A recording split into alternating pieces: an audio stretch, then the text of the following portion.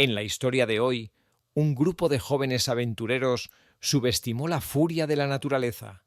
Cuando las aguas de la crecida comenzaron a desbordarse por los estrechos pasadizos de la cueva, cundió el pánico. El 1 de marzo de 2012 fue un día perfecto, de esos que te hacen creer que la naturaleza es tu amiga.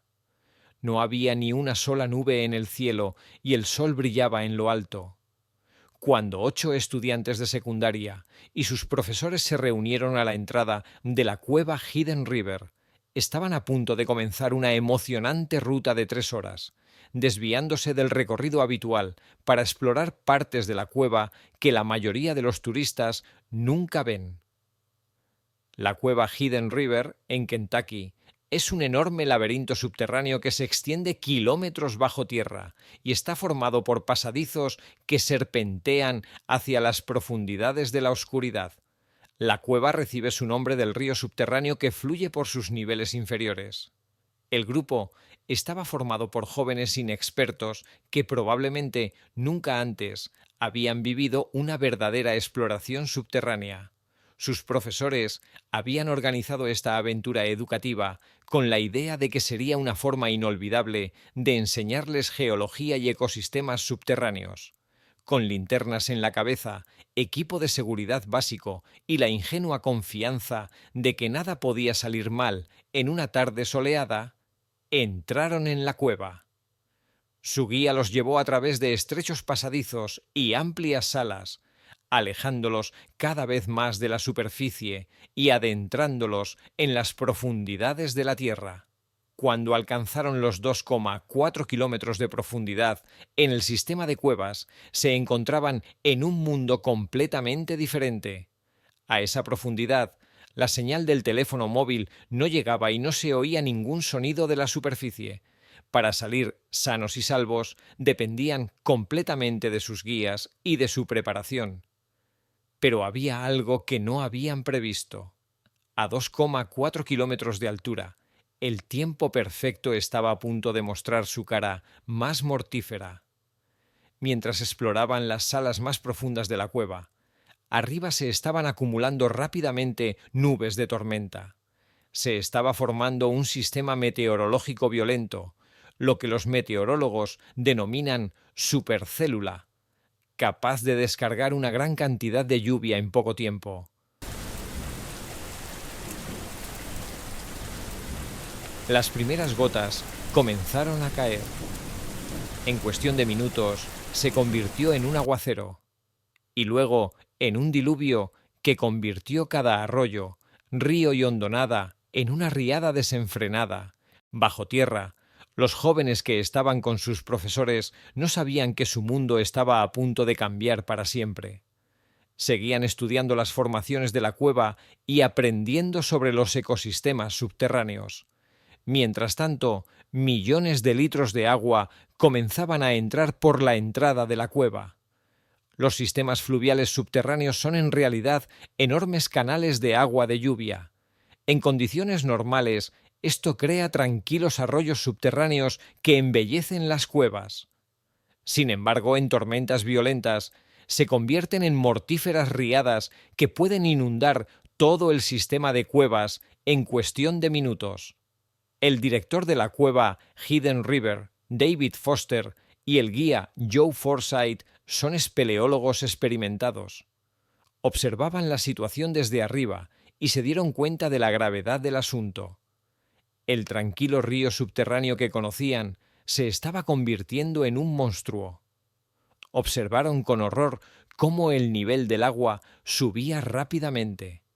30 centímetros, 60 centímetros, 90 centímetros, y seguía subiendo a una velocidad aterradora.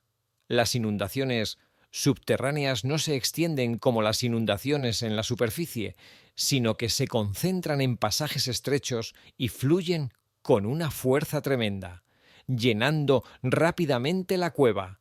Foster y Forsyth se enfrentaban a una difícil decisión. Podían esperar arriba y esperar a que el grupo llegara a un lugar elevado dentro de la cueva. Sin embargo, En las profundidades de la cueva había muy pocos lugares seguros donde pudieran refugiarse 9 personas. Si querían salvarlos, tenían que actuar de inmediato, antes de que el nivel del agua hiciera imposible el rescate. Los dos experimentados espeleólogos tomaron una decisión instantánea. Recogieron el equipo de rescate de emergencia y entraron rápidamente en la cueva inundada. Avanzar contra las crecientes y fangosas aguas del torrente, que les llegaban hasta el pecho, era como intentar caminar por una cascada horizontal. La corriente intentaba arrastrarlos a cada paso hacia pasajes más profundos y peligrosos. Mientras tanto, a 2,4 kilómetros de profundidad en la cueva, el grupo comenzaba a comprender la gravedad de la situación. El tranquilo arroyo subterráneo se había convertido en una furiosa riada. Veían cómo el nivel del agua subía rápidamente a simple vista. El tranquilo murmullo se había convertido en un ruido siniestro. Los pasadizos de la entrada se habían llenado completamente de agua. El profesor intentaba calmar al grupo, pero la realidad era evidente.